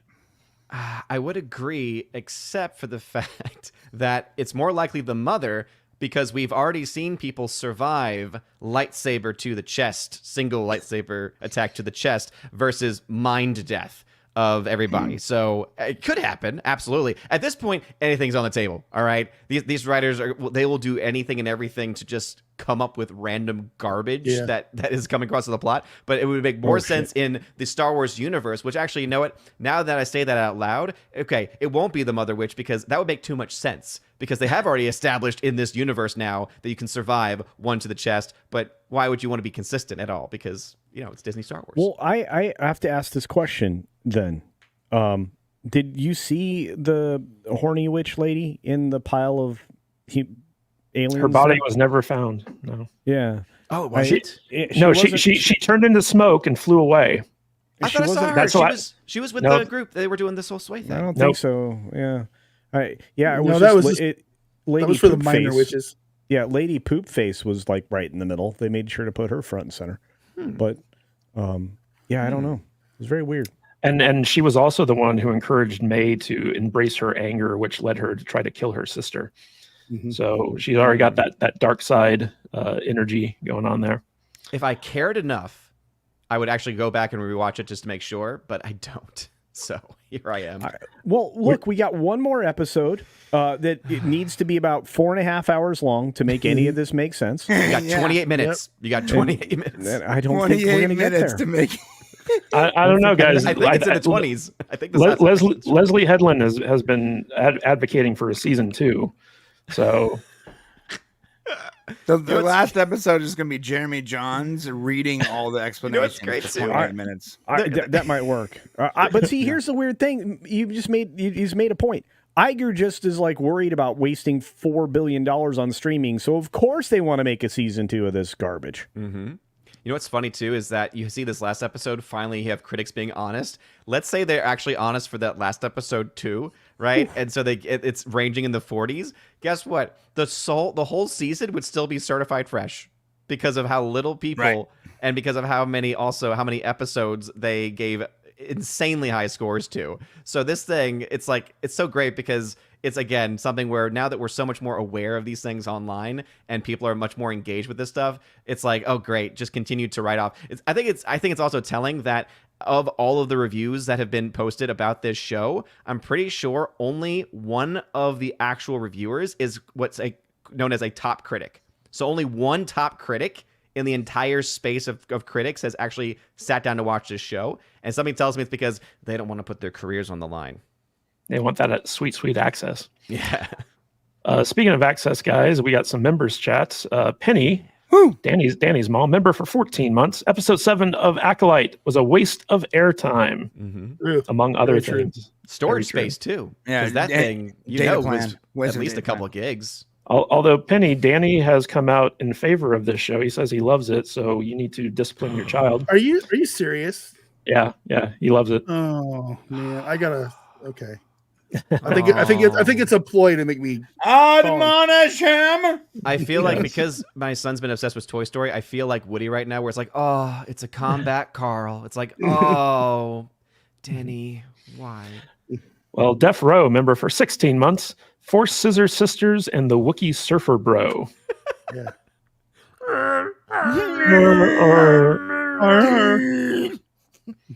Yeah, how does anyone survive a fight with a Wookiee Force user? I don't quite get that. Yeah. I just wanted to see somebody's arms get ripped off, and I didn't get to see it. Yeah, we haven't seen that. Kind of upset. Never insult a Wookiee's cooking. We got that line. Yeah, we got that line, even though he just makes grass stew, I think. Cocho Dragoon, member for 8 months. If there's one thing the Acolyte did is show all the Disney Star Wars fans true color on Twitter. So we can't call it Disney Star Wars. We'll call it Disney Star Wars. Star was. Star was. Thank you. Disney Star Wars. Oh, Star was. Thunderstorm also is on point right now. It's like, why hold up 2 kids when you can try to hold up 2 bridges? I know, right? Like he couldn't just force pull both of them towards him. Hold both bridges. Then just hold the kids. Yeah. Also, according to Yoda, like, if you're a skilled Force user, like, it's not like you have to strain to hold up something heavy. It's just like you're just using the Force, right? Yeah. So dumb. Monkey Jeebus, member for 7 months. Dork loves Acolyte. He needs to start drinking it. No. That's terrible. Oh, that's terrible. Funny, but no, please don't. Really No. funny, That's really bad. but it's very terrible. Monkey Jeebus, accurate, but not good. Not Oh my good. god, screenshot this. I gotta send it to Danny. But also make sure you have under, please don't, but. Please don't. It's a Yeah. joke. No, we're very proud of Danny for getting sober, so we don't want to shame him for that. But that was very funny, Monkey Jeebus. And for the trifecta, Brian G for another $100. Holy moly! My goodness, sir! Thank you so much. You are being so generous today. He might actually be unseating Scotty Dub for highest contributor because of this. Dang. Vader, you want to read this one? Oh, sure. Brian G, $100. Thank you very much. Episode 8, big reveal. Yoda has a gay gangbang below the Jedi Temple on Octo. That's the only way to complete their failure to coin a Palpatine phrase. Go on, ZZ Top, like me. And you mispronounce it. It's Octua. Octua. Yeah. Spit on that thing. Spit on that thing. And he The says, only "Go way- on, the only ZZ way Top, like me." The only way to get over a breakup is to get under another one, right? Is that That's right, Pookie. That's right. All right, guys. While we're on the topic, I want to shout out Astro Nerd Boy for leaving a $5 super chat on our Beverly Hills Cop sequel review. Ooh. He says it was in certain theater. It was out in certain theaters, but yeah, Netflix could have made a lot more money if they put the movie out in the theater. Frankly, as much as I liked Beverly Hills Cop, the Beverly Hills Cop movie, and even the fourth one is as good as you say, I can't be bothered to get back on Netflix, and I don't like going to Tortuga either. So thank you for that super thanks, Astro Nerd Boy. Yes, Piracy. Does that mean turtle? Tortuga, the Pirate Bay. Oh, I see. Piracy. Yes, Hey, have we talked about Agatha yet? we're about to actually. And So Captain America? yes, I'm sorry, yes. Captain Falcon. Captain Falcon. So, guys, we had a lot of trailers drop this week, and since Brian brought it up, we'll start with Agatha All Along. They finally settled on a title, apparently, For now. for now. And then they had like the teaser trailer, which started off like a weird like detective investigative to like procedural, and then it turned into like a weird like horror movie almost. But Brian, what did you think of the Agatha All Along trailer? I haven't seen it yet. Oh no, I'm not going to get copyright struck by. No, I saw saying- like half of it. Yeah, it was weird that she was like switching between like different time periods. I thought that was interesting. You know what's really hard for me to verbalize is I like this actress. I like this character, but I don't like what Disney has done with her yet. So I'm very torn because I do like the character from the comics. I like the actress. I think she's funny. I think she's talented, actually. Even if her political views are weird. But I don't like what they've done with the character so far, which makes me think that, like, yeah, they're probably going to ruin this character. But I like the character, I like the actress. So I'm really hoping that, like, even if it's just subpar with those two things going for me, I might actually get some entertainment value out of this thing. What about you, Odin? What did you think of the Agatha All Along trailer? I much preferred the spoof trailer that I posted in the chat. Obviously, if you're afraid of copyright, I mean, it's someone doing his own voiceover for it with different images and stuff. I mean, it's got some of the images from the trailer, I guess. But yeah, it's actually funny because the beginning of the trailer actually looked interesting when it was like a cop show. Like I was like, okay, Like and True then all of a Detective sudden, or something. yeah, and it reminded me of the beginning of my goodness, I keep blanking on the name because I just don't care about it. The Scarlet Witch show, WandaVision. WandaVision. So it reminded me of the beginning of WandaVision, where the first couple episodes were kind of interesting, and I was like, oh, okay. And then when you actually get the story, you're like, okay, this is stupid. It's like that. Mhm. Oh, this is interesting, and then they give you the actual story, and you're like, that's stupid. So it's just like I shut out as soon as that happened. Yeah, you know what's funny, Culture, is that, by the way, guys, since we're not playing the trailers, links to everything we talk about is in the description if you guys want to watch it on your own. But you know what this kind of reminded me of, Culture, is that Werewolf by Night short that Marvel kind of put out a while back, which was very horror-centric. And I feel like they're leaning into like the horror-verse aspect of Marvel with this show. And I was actually kind of surprised where after watching this trailer, because I was like, okay, now I get what they're doing with it. I still don't want to watch this thing, but like I get what they're doing with it. So what did you think of the trailer? I was disappointed in it for 1,000 reasons. I thought there was an interesting direction they could go with Catherine Hahn's character, right? I was thinking Agatha had a thing, but the more we heard about it, the more I was disappointed by it. When I actually saw it, I was like, okay, this could be really interesting, but they have her doing odd things for somebody that's supportedly a detective right at the beginning. I think basically giving you the first episode in a nutshell right at the beginning of the trailer isn't going to help viewership because everybody's going to feel like they didn't learn anything new. I mean, there was a lot of, it's back to being a coven. So basically, everything about Disney is becoming about witchcraft, in my opinion, and they are leaning into darker themes. Overall, visually, they use a lot of dark sets to hide everything, and I'm getting tired of that. I mean, it's one of the reasons why I did not like the Snyderverse, is because it was just always dark, and you can convey darkness without actual darkness. So, I mean, it's just this is a real. It's just going to be a mess, and I think that this is the show that resulted its creation resulted from a meme. I think other people have said that as well, and I agree. Did anybody see anything in this that was going to pique their interest? Just Aubrey Plaza. Aubrey Plaza. Yeah, I was about. That's what a waste. Dude, we're on right? the same page. Aubrey Plaza, big majors. You know what bothered me was like the super sassy gay character at the end. I was like, oh. If he's in this show more than like 3%, I'm already out because that character immediately turned me off. Butters, what do you think? Have to put him in. They gotta have that representation in there. There's really nothing about this trailer that I liked. I think they're going way too dark. I think they're going way too culty and weird. I don't watch anything. I don't watch anything with the Disney logo on it that I want to see with demon possession and witchcraft and spells being cast. I know I sound like my parents right now, my religious parents, but I don't watch Disney for that kind of thing. If I want to watch horror movie, I'll go watch a horror movie from people who make horror movies. It just seems very off-brand to me. It's not the Disney that we all grew up with, and I know that they made some dark stuff. They dabbled here and there, like the Black Cauldron.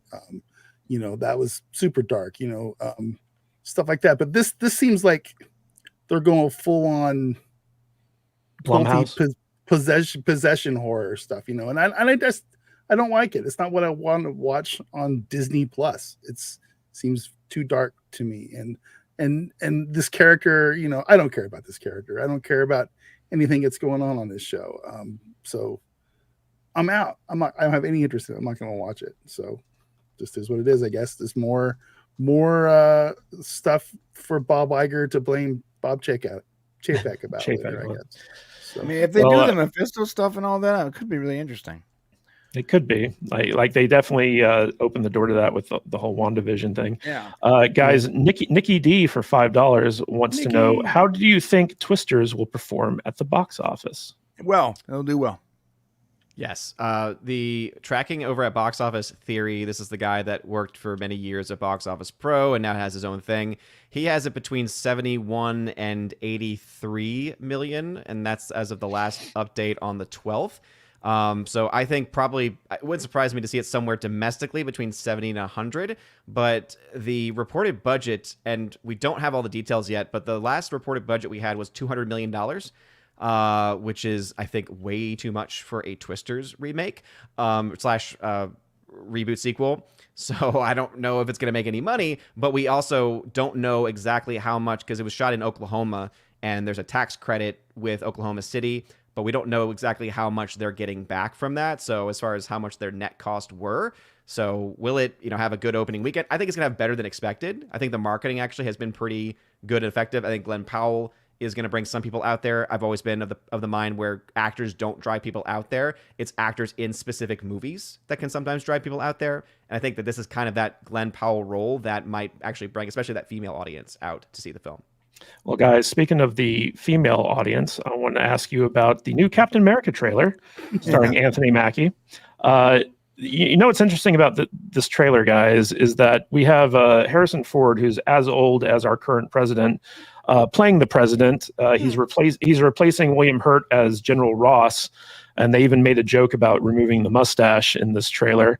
Also, spoilers for those of you who don't read the comics, General Ross is the Red Hulk, so we see him at the end of this thing.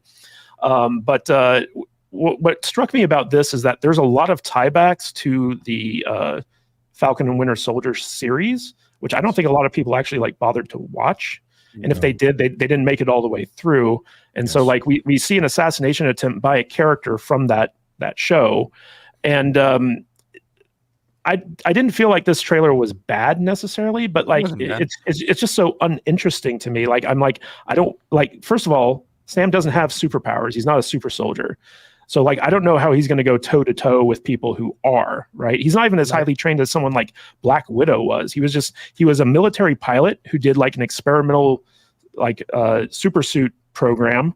And he befriended Captain America, and beyond that, he really doesn't have any special training or powers or anything. He's a regular soldier with one of Tony Stark's gadgets. He's a regular dude who can't get a credit score. He can't get a loan at a bank. I'm if I was black, I would be him. But so I are black. I was in the military. I have a bad credit score. I just don't have the Falcon suit. It's the same exact thing. And I know I couldn't do any of that stuff. So I don't know. Well, what's crazy about that whole plot point from Falcon and Winter Soldier is that he's a retired veteran, so he gets his retirement from he's not broke. He has money coming in, right? He's a full retirement veteran, which means that he's making 88% of his pay. So he has monthly money coming in for doing nothing. I'm not knocking that, but I'm saying he's not broke. He's not broke. And what type of bank turns down an Avenger who helps save the world? Guaranteed $8K a month income. Especially a black man. All Sam had to do was go out and hold a press conference about how the bank is racist against an American hero, and he would have gotten every other bank giving him as much money as he wants. He could have had a bake sale. He could have been get actual cookies made by the Falcon and overcharge them, and would have made.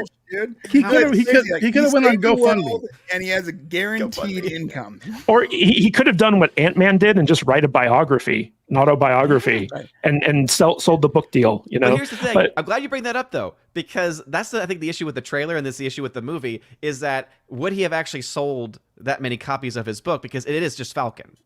And I think that's the problem, is that it's Captain Falcon. It's but it is still just Falcon. And look, I like that character. I like the way Anthony Mackie plays the character. But in the universe, that's a very small character. It's not about book sales. It's about the advance he gets from the publishing house to publish his book, and they have to worry about the book sales. That's true. But I want to get your guys' take on the actual trailer. Butters, what did you think of Captain America: Brave New World? Our first look at this $500 million movie. It was pretty. $500 million. Oh, Is God. that real? I Almost. I thought it was pretty uninteresting. I mean, I feel like they're trying to capture that same kind of feel as we got from Winter Soldier, which I think is the best of the MCU movies as far as I'm concerned. But I think it's just missing something. It's missing Captain America. It's missing, Scarlet Witch or Scarlet Black Johansson, Black Widow, and I just don't think they're going to be able to pull it off. I really don't, because I think the time has come and gone for these movies. I think people are kind of tired of the MCU, and I know, as far as I'm concerned, I just am kind of over these things, and my movies have come and gone. The MCU's done and over with, and they're trying to recapture that feel, and I think they've just waited too long between movies and things, so Well, maybe I'm wrong. I don't know, but we'll see. Culture, one of the interesting aspects of this trailer was that, they don't have Black Widow, but they introduced a Mossad Israeli female superhero character from the comics as this version's Black Widow. And I know Gary was on Friday Night Tights was very adamant that they stick with a comic accurate superhero costume for her. But what do you think would be the ramifications of having an Israeli superheroine involved in this movie? I don't know. I mean, if they stick with it, they're going to have a lot of protesting, I would say. I mean, that's an easy call. And if they keep her comic accurate costume, as I think Gary suggested last night, isn't that a flag of a certain country? So she's basically in the colors of the country's flag with a big symbol on her chest that represents the country. Yeah, I have a feeling you've got a large contingency of people that will take great offense, or they will fake great offense at that. And try to get on the side of their college professors, but I think that's going to be one of the ramifications. For purposes of the storytelling, I mean, that character could be very helpful in this. The trailer overall, though, and the presentation of things didn't give anybody any sense of what the story was about. If you're coming into it, as you mentioned, if you're coming into it as this character's in the movie, by the way. She is in the movie. If they're coming into this, well, maybe they make her the bad guy in the Disney version of things. Anyway, so if you're coming into this and you didn't watch the show, I think I said this backstage earlier, and I think you referenced it, Mr. Kadish. There is you're lost. This is not going to give you got no outline of what's happening. None. Yeah, so the character's name is Sabra, and this was the girl in the trailer, but this is the superhero that she portrays. Sorry, David. Oh, is that Freckle Jesus? No, it's not Freckle Jesus. Oh, okay. Well, also in canon for Falcon Winter Soldier, she was the head of the Flag Smashers, and she died. So Freckle Jesus isn't coming back. That's right. Sabra is the company that makes all the hummus you can buy in the grocery store, right? The hummus. There is no way they make the embodiment of Israel the What villain. if they change it and make it the embodiment of Palestine? Ooh, Brian, what did you think of the Falcon Brave New World trailer? There was some generic stuff to it, but I think the reactions have been the reactionary sort of like, this is the most generic crap I've ever seen in my life. I hate this. That's I get it. We're supposed to hate everything Marvel, Disney, and all that, whatever, but it wasn't that bad. Parts of it were interesting. I don't have like a whole lot of hope for the movie, but I gotta say, I want to see Harrison Ford turn into the Red Hulk. That sounds like something that my 15-year-old self would have, paid a lot of money to see. So I'm here for that. I don't think the Falcon should be Captain America. I think Bucky Barnes should be Captain America. Like, if Steve Rogers is gone, okay, cool. and you need the Captain America mantle still. Okay, cool. You have a guy from that same era with super soldier serum in his veins already, and comic books accurate. Just give Bucky Barnes the shield and let Falcon be Falcon. I did see a point where, like, you know, we had that whole section where it's like, you were never Steve Rogers or whatever. Look, maybe he does what us fans want him to do, and he goes, yeah, you know what? I'm not going to even try to be Captain America. I'm going to be Red Falcon. That just happens to be using the Captain American shield. And if he, like, you know, if he owns that in the movie, and maybe he gets some assistance from Winter Soldier, then I'm up for it. But I think Bucky Barnes should be Captain America. I don't think the trailer was bad. I don't think it was like especially good, but it wasn't bad. The Red Hulk tag is interesting, and I like that he was wearing the Falcon suit and he wasn't wearing that god-awful white Captain America suit that everyone hates. I wanted to ask you guys, so this movie is scheduled to come out next February. And February is an odd month to be releasing your big blockbuster, but it's the same month that they released the Black Panther movies in. So I'm wondering what you think Marvel's thought process is behind a February release for a $500 million movie. Didn't they release Civil War and Captain Marvel in the same month? This is an easy one for this specific film. It's Black History Month. Oh, there you go. Oh, I that may be true. It's also Valentine's Day, and we actually we know for a fact, according to Chris Gore, that February is FU February when it comes to the box office. Mm-hmm. So normally it's not a good release cycle. Maybe they saw the success of the Glenn Powell film, Anyone But You, that had a Valentine's Day release. We're like, we can do that too. So this is a rom-com? Am I exactly? It's like, so, oh no, you can't do it. Do I have to go buy a ticket and go give it to a needy black kid? So, I don't think they're going to go that whole Black Panther route where it's like, white people can't watch this. Buy tickets and give them to black people. I don't think they're going to do that. I think nobody's. I think that because the guy's black, a lot of people are taking it there, but like, I don't think that's the case. I don't think it's because Black History Month either. I'll tell you, I think it's because they have a track record of releasing these. I want to say experimental movies in February. Captain Marvel, Black Panther, even Civil War. I don't know about Civil War, but those first two for sure. It doesn't shock me that it's a February release. You know, it's a shame is that I really like Anthony Mackie. I think he's a great actor. He's personable. He's likable. Metal is awesome.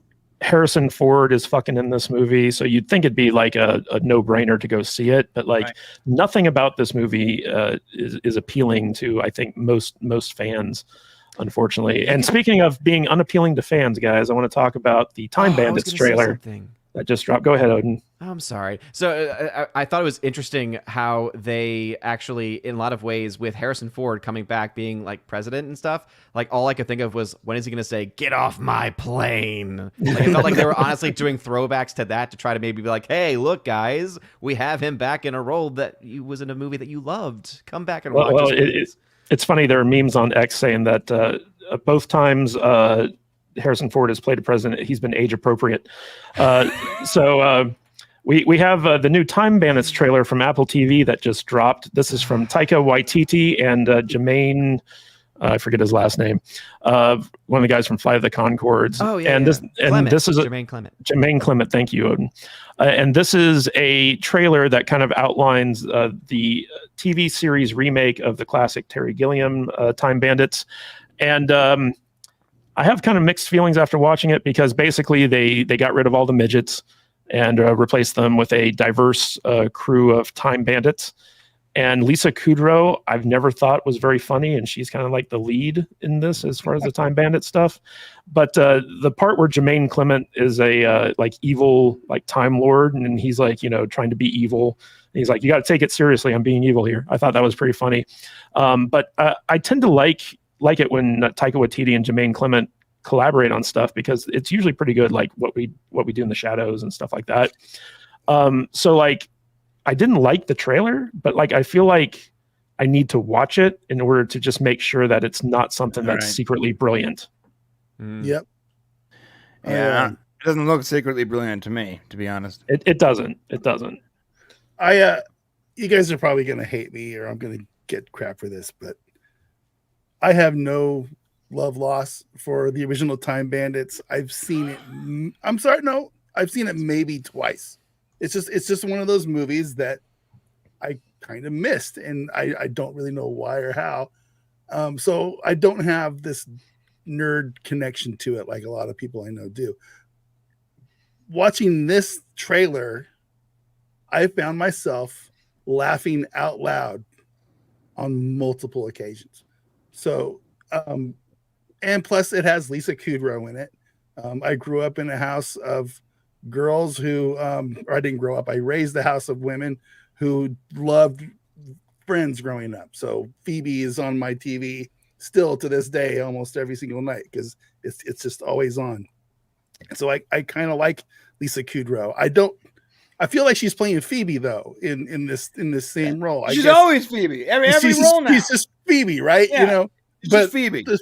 It's like Taika just said, "Hey, I just be Phoebe," and you know, like Taika is just Taika and everything. But there's something about Taika Waititi and his friend Clement that makes me laugh. I like their style of humor, and you know, I just do. I can't help it. So I'm kind of looking forward to watching this now, and I couldn't say that an hour ago before I had seen this trailer. I knew nothing about it, but I'm at least intrigued at this point now to where I'm probably going to give this show a shot, because I do like silly humor and it looks kind of fun, you know. And Apple TV makes some good weird sci-fi shows, and they just do. Their track record to me is pretty good so far. So yeah, you know, Odin, I'm gonna watch it.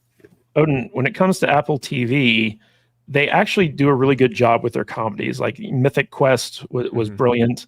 Like they've had a couple other original series that really kind of like stand out. Ted Lasso. Dick Turpin was fun. Yeah. So like the fact that this is an Apple TV show kind of works in its favor. And I'm wondering if, like, yeah, it's a bad trailer, but most of Apple TV's trailers are bad. But then once you start watching the show, it's like, oh, wow, the show's really fun. So what do you think of this trailer? Do you think it's actually going to be a good show? Yeah, I actually hadn't. I was refusing to watch it for a long time because, like, I really actually do like the original. I saw it for the first time maybe like within the last 5 years, actually. It was one of those movies that was recommended to me that when I had told my chat I didn't see, they were like, how dare you? You need to see this. Especially, I do like Terry Gilliam quite a bit, too. Like, almost all the films that he's made, I tend to enjoy. So as I'm, like, kind of watching it through as y'all been talking about it, one of the things that I noticed almost first thing is in his room, I don't know if y'all noticed this, too, there's a rainbow flag. Of course there is. In the kids' room. Right at the beginning. Of course there is. Yep. Because the message. And so, like, everywhere you go. That's just one of those like things where it's like, most people probably wouldn't have noticed that, right? But for me, it's like, okay, I do like Jermaine Clement. I think he's hilarious. Fly the Conchords is one of those bands that I go back to constantly. Actually, we got to see them live in New Orleans when we lived in New Orleans, and it was just one of the funniest shows that my wife and I had ever been to. So I really do like him a lot. So I think this could be one of those shows where the show is just not good and it's completely unnecessary. However, it has some performances in there that might actually be pretty good. Like, because the reason why I like Dick Turpin so much is because of some of the performances in that show. It's not necessarily the writing, like, itself, right? But it's the way it's being presented. So hey, there could be fun for some people. It seems like to me, because this is what Taika's shtick is. He's all about, I'm gonna crap all over your headcanon, baby, right? Like whatever that line he's famous for saying now, right? Where he's like, I'm taking all your hopes and dreams, all the things that you have built up about your precious fandom, and I'm going to just destroy it. And unfortunately, I think that it's one of those things where some people enjoy it who don't have connections to the original, but anyone who does might be like, okay, this seems like just his typical shtick. As mythos, that's the word I was looking for. Culture famously, Peter Dinklage kind of tanked the careers of so many little people in Hollywood, and this was a direct result of that. Where like basically like they decided to cast normal sized people as opposed to trying to play like the ableist game with casting midgets essentially. So what's your take on Taika Waititi's take on Time Bandits? I would have told Taika to, just bring back the little Take people. a hike. Yeah, Sorry.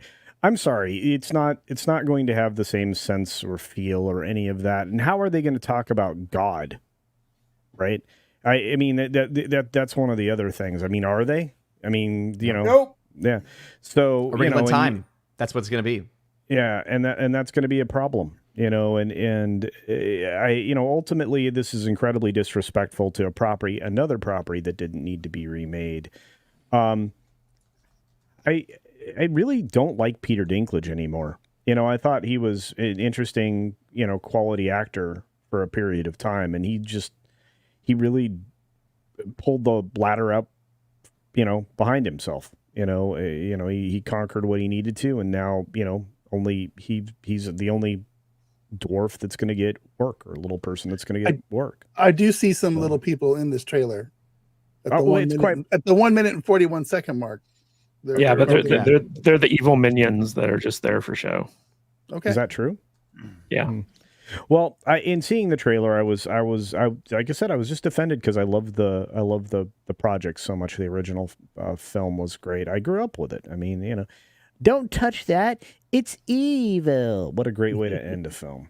So it's pure evil, or whatever the line is. All right, guys. Well, speaking of ending films, we've come to the end of our program.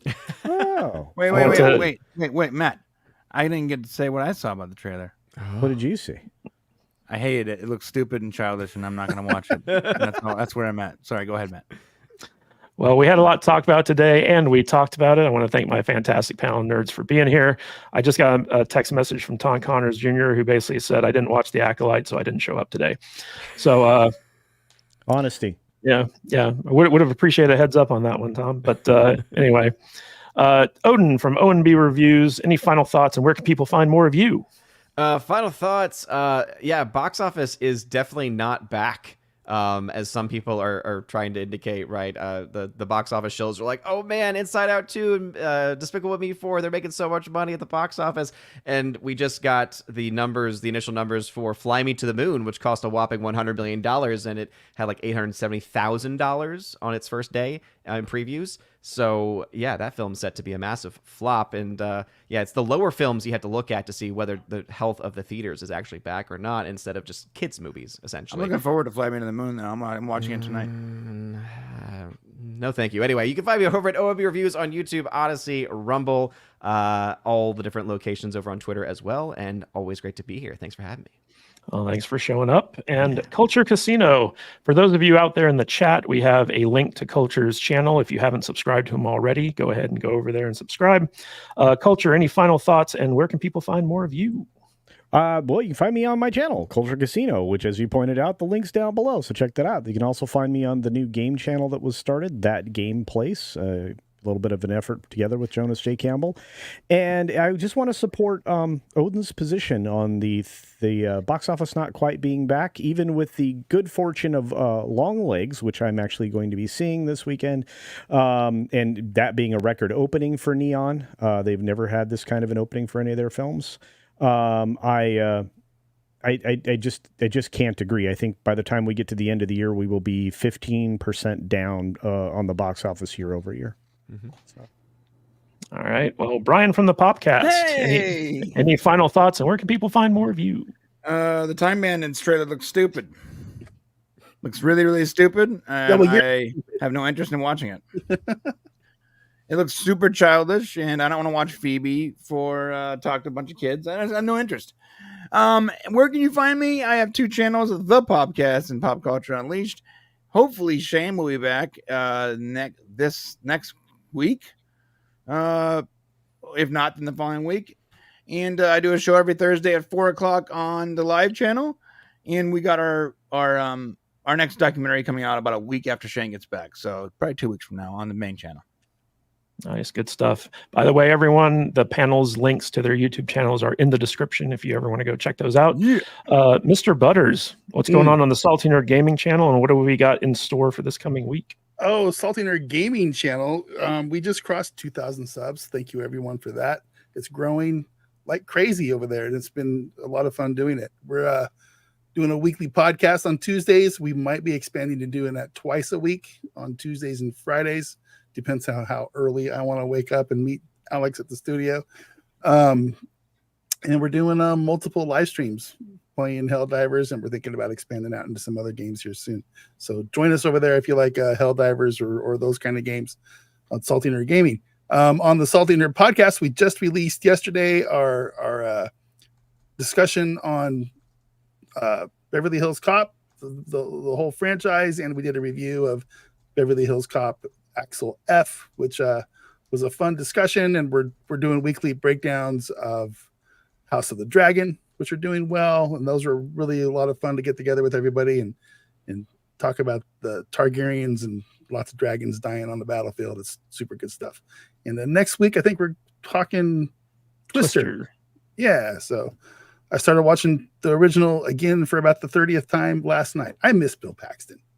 Yes. I when I was watching that last night and I was watching him, it's like, that dude has been in so many awesome movies. I almost got a little upset about it. So it just, I miss, yeah. There's a scene where they're just the two of them together. Mm-hmm. And I just about, wow. It was kind of weird because they both died young and it's not good. You know, I miss those guys, but Bill Paxton was just next level. So yeah, I got to meet and hang out with Bill Paxton a little bit during his Big Love days, and he was always just the nicest guy. He was just like so cool.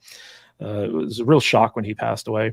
Yeah. But want to give a big shout out to all the people who gifted memberships during the stream today. We got Ruby Hoovy, Eric Winberg, GJJ, Kalichi Oki, and of course Jillian N. And want to give a big shout out to all who dropped super chats: Mexican Iron Man, Fluffy Panda, Nikki D. But the big one, the trifecta, Brian G dropping 3 hundos. Yeah. Yes, in one stream. I think he holds the record. No, actually, I think Scotty Dubs actually holds the record for 500 in one stream. But hey, Brian G got close. So, but we really appreciate the support from you guys. It was all like fantastic. Like your support means the world to us. We can go to McDonald's after the podcast this week. Hell, we can go to Five Guys. We can afford that now. If we're gonna be honest, you can do that next month when it comes in. That's true. We got some delayed gratification. Anyway, guys, we had a lot to talk about today, and we talked about it. So tune in next Saturday, same salty time, same salty channel for more Salty Saturdays, where we will continue to talk about stuff no one cares about, including the finale of The Acolyte. The last time we'll have to watch this show. But until then, stay salty, my friends. Have a good one.